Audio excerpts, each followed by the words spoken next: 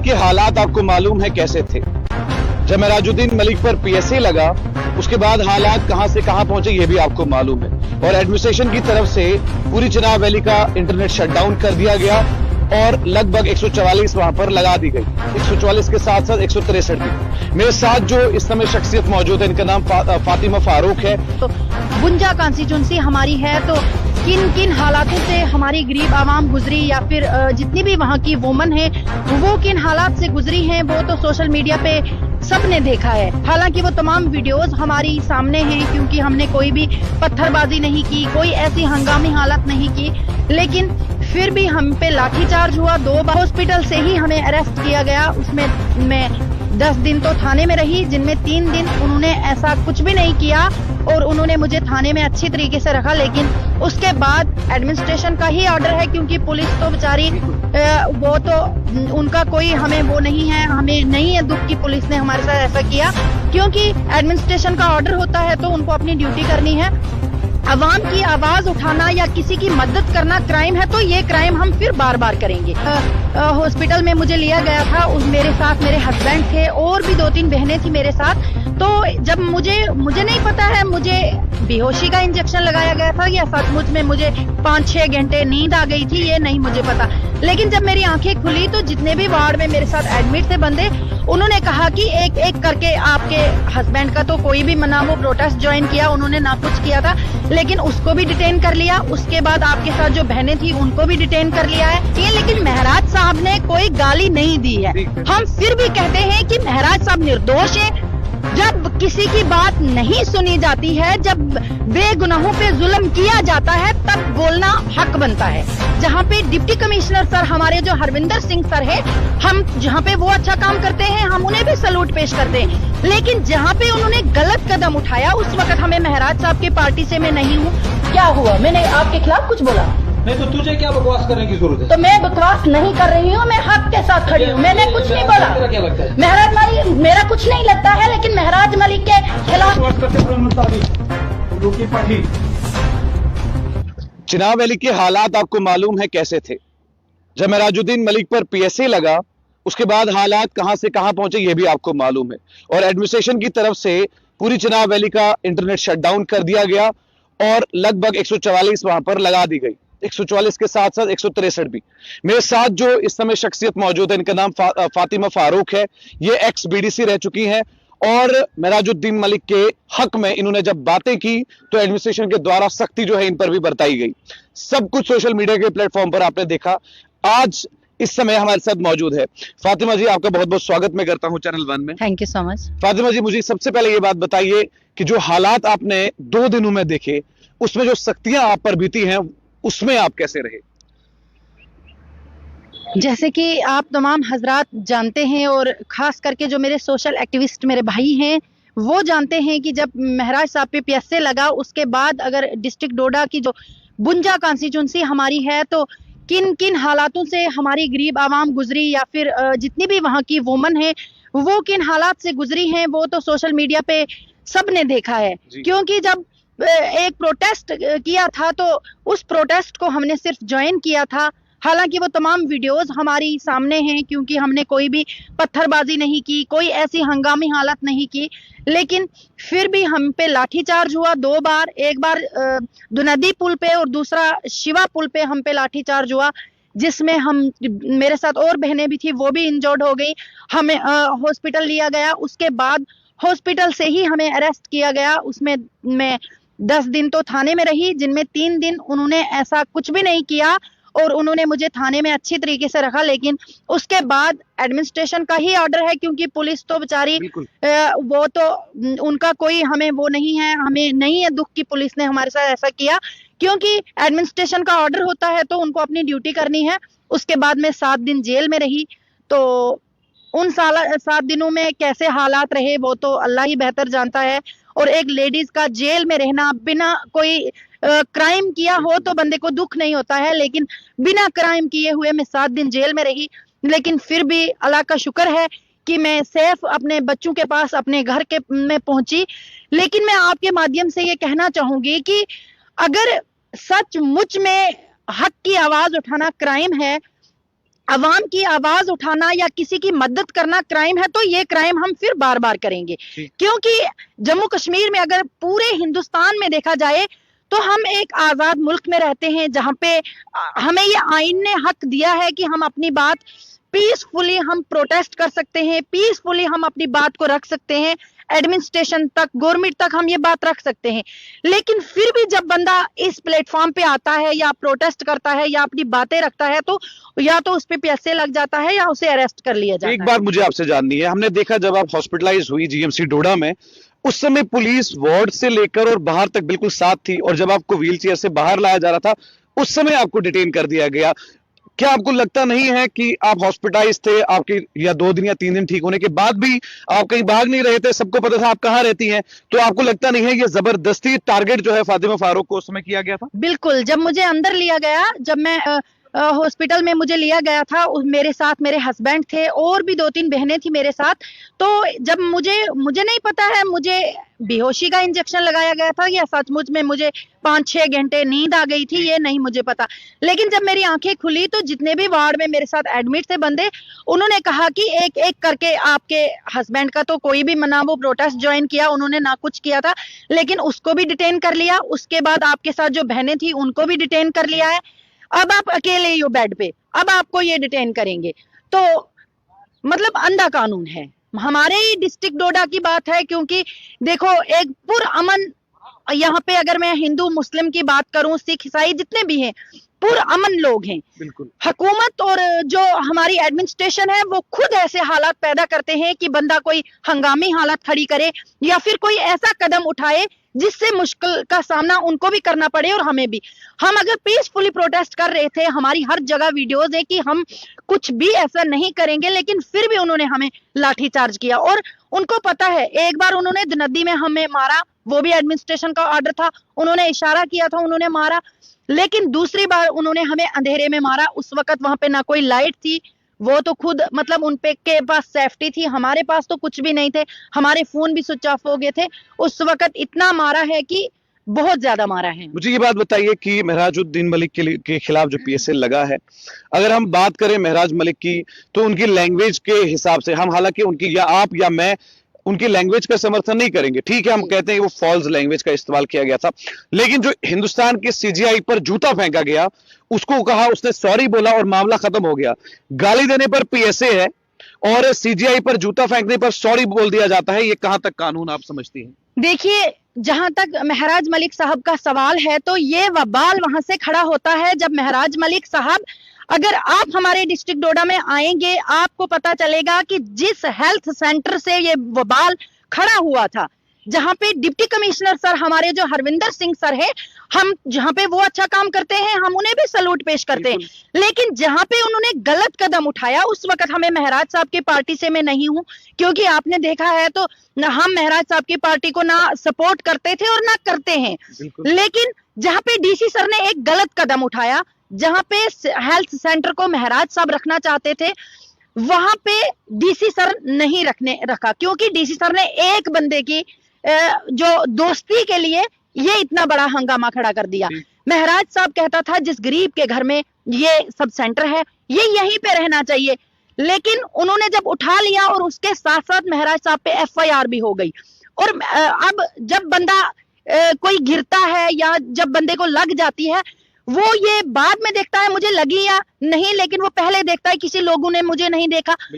महराज साहब ने जो भी कहा डीसी सर को, उसमें गाली कुछ भी नहीं है, लेकिन गाली पे पैसे लगा। आप कहते हैं कि उन्होंने जूता मारा चीफ जस्टिस को, ये हम भी कड़े लफ्जों में मजम्मत करते हैं और अपील भी करते हैं कि अगर जूता फेंकने पे उन्हें कुछ नहीं किया तो महराज साहब पे पैसे क्यों हैं? और उसने तो कोई ऐसी गाली नहीं दी है, बल्कि वो भाषा जो है, उसकी लैंग्वेज जो है, वो खुद महराज साहब की भाषा नहीं है, हम कहते हैं आपको। क्योंकि डिस्ट्रिक्ट डोडा में जब गरीब आवाम पे जुल्म होता है, तब हर कोई बंदा जाता है, जैसे मैं 5 साल रिप्रेजेंटेटिव रही, तो अवाम ने मुझ पे भरोसा किया होता है, वो मेरे पास आते हैं और मुझे कहते हैं कि ये प्रॉब्लम है, हमें ये हमारे दुख है। ऐसे ही महराज साहब जब एमएलए बना, उनको चुन के असेंबली में भेजा गया, जब अवाम वहां पे आती है महराज साहब को दुख सुनाने, तो महराज साहब जब एडमिनिस्ट्रेशन तो मानती नहीं है, सरकारें काम करना मानती ही नहीं या फिर वो जानती नहीं है काम कैसे करते हैं।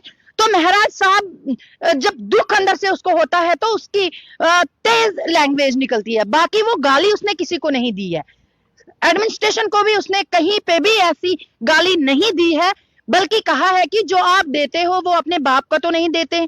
सही बात है, अगर मैं जब बीडीसी तो मुझे भी हजारों लोगों ने कहा। देखिए फातिमा जी, हमने भी कुछ वीडियोस देखी महराज साहब की, उस पे उन्होंने कहा है कि तुम दल्ले हो, कुछ इस तरीके का अल्फाजों का इस्तेमाल किया है। हालांकि उसमें कोई ऐसी गाली नहीं है जिसपे एक बहुत बड़ी कॉन्स्पिरेंसी बन जाए, लेकिन फिर भी एक एमएलए होकर क्या ये भाषा का बोलना क्या सही रहता है? सिंपल एक सवाल है, क्या आपको लगता है, आप जब बीडीसी थी, क्या कभी आपने इस तरीके की लैंग्वेज का इस्तेमाल किया है कहीं पर, या गुस्से में आकर आपने कभी कभार ऐसा बोला है? देखिए गुस्से में बंदे से मतलब बातें निकल जाती हैं, लेकिन महराज साहब ने कोई गाली नहीं दी है। हम फिर भी कहते हैं कि महराज साहब निर्दोष है। जब किसी की बात नहीं सुनी जाती है, जब बेगुनाहों पे जुल्म किया जाता है, तब बोलना हक बनता है। तब मुंह से ये नहीं हम कहते हैं कि हम गालियों की सपोर्ट करेंगे, लेकिन महराज साहब यहाँ इस जगह में निर्दोष हैं। फातिमा जी, हर जगह 7 दिन 10 दिन आप जेल के अंदर रही, वो जो जेल के दिन और रात थे वो कैसे कटे? क्या घर की याद आती थी? क्या वो आंखों से आंसू बहते थे? क्या वहां की जो तड़प थी घर की, क्या वो आई आपको? क्या उस समय आपको ये महसूस हुआ कि इस समय आप जेल की सलाखों के अंदर है तो घर पे क्या हाल होगा? बिल्कुल, क्योंकि कोई भी मतलब फैमिली का बंदा जब बाहर कहीं किसी काम के लिए चला जाता है तो जाहिर सी बात है बीवी बच्चे परेशान होते हैं, माँ बाप परेशान होते हैं। तो मुझे भी बहुत परेशानी हुई, लेकिन फिर भी मैं अल्लाह ताला को हाजिर नाजिर रख के और अपने दिल में ये सोच के मुझे इत्मीनान होता था कि बुज़दिल होके मरने से बेहतर है। भले ही इन सरकार ने या गवर्नमेंट ने, पुलिस ने मेरे हाथों में हथकड़ियां डाल दी, मुझे जेल में डाल दिया, लेकिन बुज़दिल होके मरने से बेहतर है अगर मेरी मौत भी हो जाएगी, लेकिन सच्चाई के लिए मौत हो जाएगी। क्योंकि परेशानी मेरे बच्चों को भी बहुत हुई, हमें भी बहुत हुई, लेकिन उन जो भी आंसू हमारे जेल के अंदर गिरे या फिर महराज साहब के गिर रहे हैं, तो उन आंसू का कर्जा भी चुकाना है जिन्होंने बेगुनाह ऐसा किया है। जितने लोगों पर लाठीचार्ज हुआ, जख्मी हुए, आपके साथ डिटेन किए गए, क्या उन लोगों के पास आप वापस गई, उनका हालचाल पूछा आपने? बिल्कुल हम गए, और उसमें मतलब बहुत सारे ऐसे बच्चे हैं जिनकी बाजू टूट गई है, किसी की टांग टूट गई है, और मतलब किसी को तो बहुत ज्यादा लगी है कि उसको स्टिचेस आते थे, लेकिन वो पुलिस के डर से वो हॉस्पिटल में भी नहीं गए, क्योंकि उन्हें पता था मेरे समेत 81 बंदे जो हैं वो डिटेन किए हुए थे।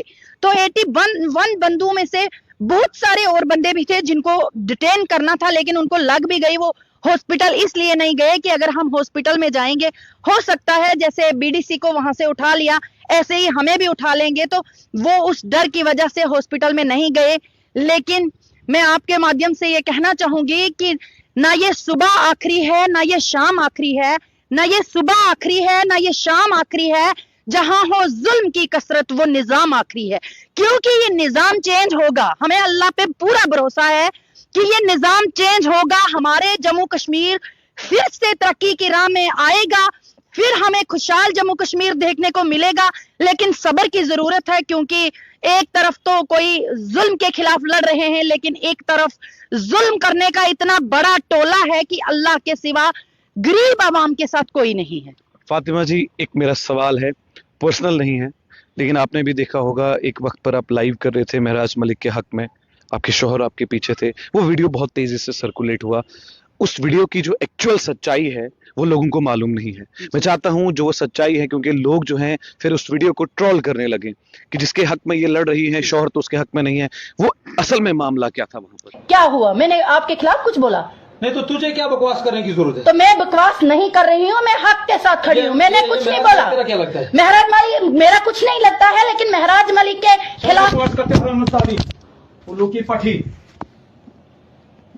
तो कौन होती है लाल? ये आप देख सकते हैं, ये आप देख सकते हैं कि आप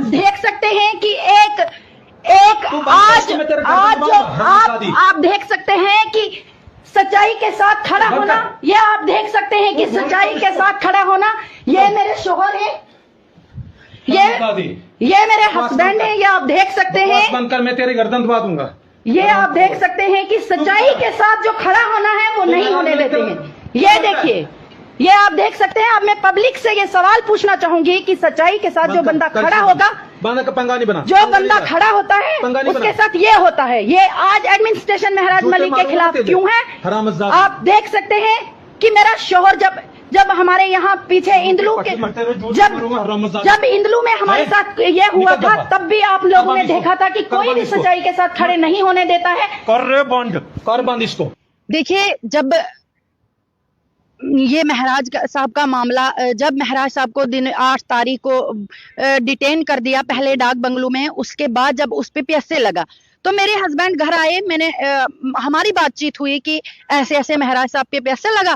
तो मेरे हस्बैंड उस दिन डोडा ही थे, मगर मैं कहरा में थी। जब वहां पे आए तो मतलब एडमिनिस्ट्रेशन का प्रेशर था फारूक साहब पे, बहुत ज्यादा प्रेशर था, और मतलब ये अंदर से डरे हुए थे क्योंकि एडमिनिस्ट्रेशन की नजरें फारूक साहब पे इसलिए थी कि अगर ये कुछ भी बात करेगा तो इसको हम अरेस्ट कर लेंगे। जब मैंने लाइव किया तो फारूक साहब को पहले नहीं पता था। मेरी गलती हुई ये कि मैंने फारूक साहब को पूछ के लाइव करना था, अपने हस्बैंड को पूछना था, उसके बाद लाइव करना था। और मेरी ये गलती है कि मैंने उनको नहीं पूछा कि मैं लाइव आऊं या ना आऊं।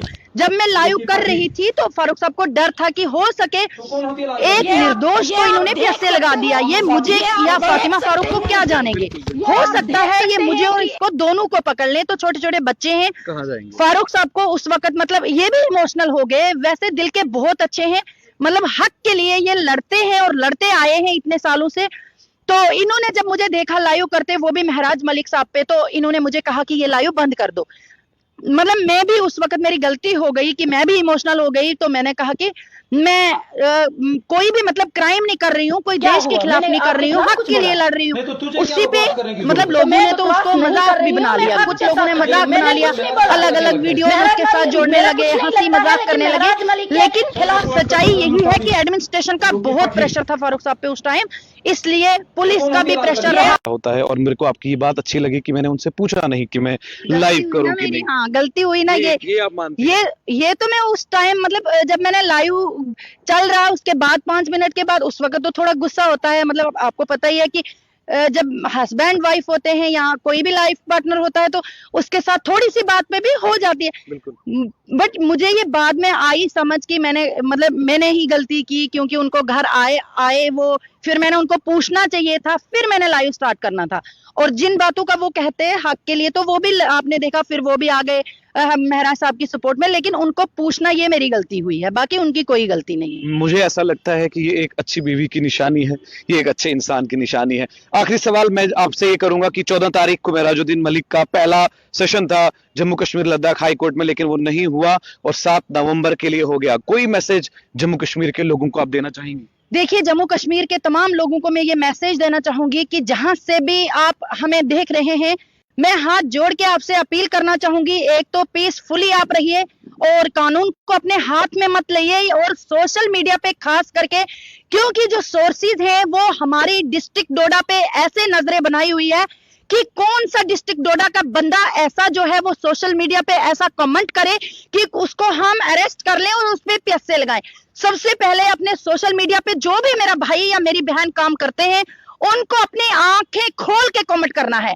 उनको कोई ऐसा गलत कमेंट नहीं करना है जिससे आपको मुसीबत पड़े या आपके घर वालों को मुसीबत पड़े। इसलिए एडमिनिस्ट्रेशन और हुकूमतें, जम्मू कश्मीर की तमाम जितनी भी पार्टियां हैं, आम आदमी पार्टी के अलावा, क्योंकि महराज मलिक उस पार्टी से है, बाकी सब पार्टियां एक राइफल लेके हाथ में खड़ी हुई है कि कब ये कोई ऐसा काम करें डिस्ट्रिक्ट डोडा के बंदे कि हम इनको अरेस्ट करवा सके। तो कोई भी ऐसा काम नहीं करना है, पीसफुली रहना है, कानून को अपने हाथ में नहीं लेना है, अल्लाह ताला पे भरोसा रखना है, क्योंकि हमें अदालतों पे पूरा भरोसा है। जम्मू कश्मीर की कोई भी अदालत हो, कोई भी हाई कोर्ट हो, तो हर जगह सच्चाई की जीत हुई है, इंसाफ की जीत हुई है। किसी भी जगह आज तक अदालत ने कोई भी गलत फैसला नहीं किया है। हमें पूरा भरोसा है कि अगर 3 महीने के बाद या 6 महीने के बाद महराज साहब बाहर आएंगे, इंशाल्लाह वो निर्दोष साबित होंगे, कोई भी ऐसा क्राइम उनके सर नहीं लगेगा। क्योंकि महराज साहब पे जो FIR लगाई गई है, जो उन पे PSA लगाया गया है, वो यही है कि वो रोडों पे उतरता था और आवाम के लिए बात करता था। वो जितनी भी आवाम बेरोजगार है वो बेरोजगारी के खिलाफ लड़ता था। वो जहां भी बात करता था हक और सच की बात करता था। इसलिए महराज साहब को पीएसए लगा है। बाकी मेरी आवाम को घबराने की जरूरत नहीं है। अगर एक महराज अंदर है लेकिन हजारों महराज हमारी कॉन्स्टिट्यूंसी में बाहर हैं। हर घर से महराज बन के निकलेंगे। ये कितने महराजों को पर्चे लगाएंगे, कितने महराजों को एफआईआर करेंगे।